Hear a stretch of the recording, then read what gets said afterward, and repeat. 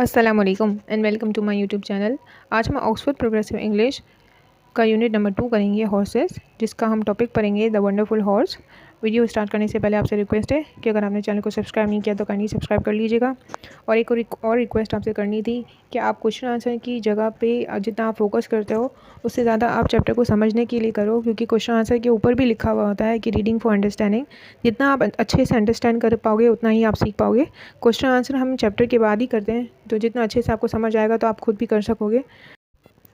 सैडी जो ज़िंदा रहा, जो 1213 से लेकर 1291 तक एक अहम पर्शियन पोएट था और कहानी लिखने वाला था। इसने बहुत सफ़र किया और जब वो रिटायर होकर अपने मकामी दोस्त शहराज के पास गया तो वो एक अजीम शायर बन चुका था। और इसने 23 बुक्स लिखी कहानियों पर और नज़मों पर। इस कहानी को इंग्लिश में आर्थर सोचले ने दोबारा लिखा है। ठीक है, अब ये कहानी स्टार्ट हो रही है। सुल्तान ने हुक्म दिया, मुझे हातिम के घोड़े में बातें बताओ, क्योंकि उसके बारे में बहुत सारे र्यूमर्स यानी अफवाहें थीं और बहुत कुछ सुन रखा था। हालांकि इसके अपने घोड़ों के बारे में कोई जिक्र तक नहीं कर रहा था। इसके घोड़े, सुल्तान के घोड़े अरब के ट्रेन घोड़े थे। फिर सुल्तान के दरबारी भी जो है वो उस घोड़े के बारे में यानी हातिम के घोड़े के बारे में उसे बताने के लिए बेचैन थे। एक ने कहा इसका रंग धुएं की तरह है, दूसरे ने कहा वो ऐसा तेज़ फैलता है जैसे सुबह की रोशनी, नहीं वो बहुत तेज़ है। तीसरे ने कहा वो हवा के साथ मिट्टी छोड़ देता है, यानी जब भागता है तो धूल हवा के पीछे चलती है। वो परिंदे की तरह तेज़ उड़ता है, उसकी आवाज़ में गरज है, वो लाइट की तरह चमकता है। सुल्तान ये बातें सब्र से सुन रहा था। ठीक है, उसने कहा, मुझे ऐसा लग रहा है कि इस दुनिया में हातिम जैसा कोई सखी नहीं, और उसके पास जो घोड़ा है उस जैसा घोड़ा इस दुनिया में नहीं।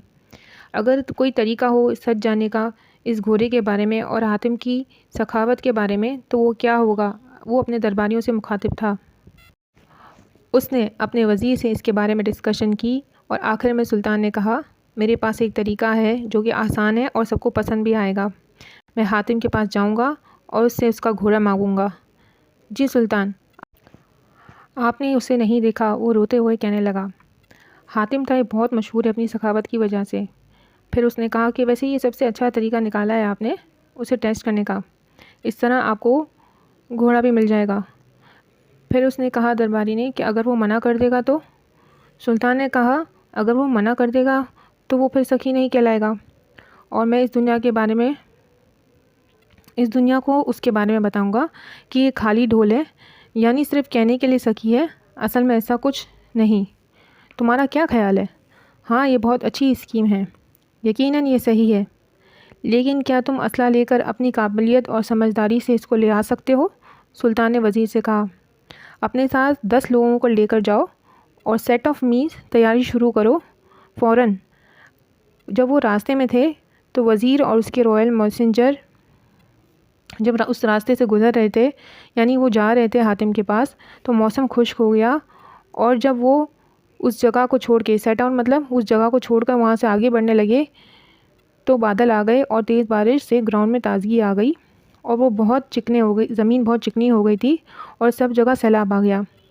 जब आखिर में वो गीले कपड़ों के साथ वहाँ पहुँचे हातिम के पास, तो हातिम ने फ़ौरन बाहर आकर इनको बिड यानी ऑफ़र किया, यानी वेलकम किया। इन लोगों को तैयार कपड़े दिए गए और दावत दी। वो हैरान थे कि खाना बहुत अच्छा था, गोश्त बहुत सिक्यूलेंट यानी जूसी था, यहाँ मीठा भी था खाने को और गोल्ड के कप्स भी थे। और फिर कहा हातिम ने, जब सब सेटिस्फाई हो गए कि मैं सुल्तान के लिए क्या कर सकता हूँ, तो वज़ीर ने अच्छे तरीके से अपना मिशन बताया। लेकिन जैसे ही इसने बताना शुरू किया, हातिम का चेहरा अफसरदा हो गया। और जब इसकी रिक्वेस्ट के बारे में वज़ीर ने उसे सुल्तान की रिक्वेस्ट के बारे में बताया, तो हातिम डिप्रेस होकर रोने लगा और कहा उसने कि मेरे दोस्त, तुमने मुझे पहले क्यों नहीं बताया?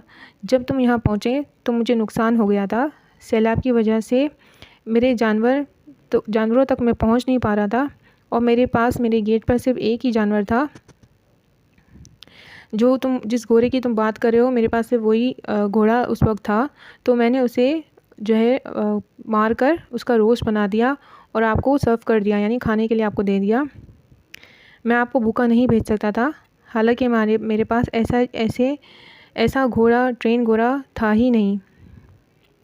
कुछ दिनों बाद एनवॉय यानी गवर्नमेंट के जो बंदे हैं वापस जो है सुल्तान के पास जाते हैं, और उनके पास क्या होता है, उनको क्या देकर भेजा होता है, हातिम ने गोल्ड और जो कपड़े और घोड़े थे। जब उसने ये स्टोरी जो है सुल्तान को सुनाई तो वो उसकी मदद तो नहीं कर सकता था हातिम की, हातिम का घोड़ा तो चला गया था, लेकिन उसने इसको अपलोड किया, यानी उसकी सखावत को सराहा।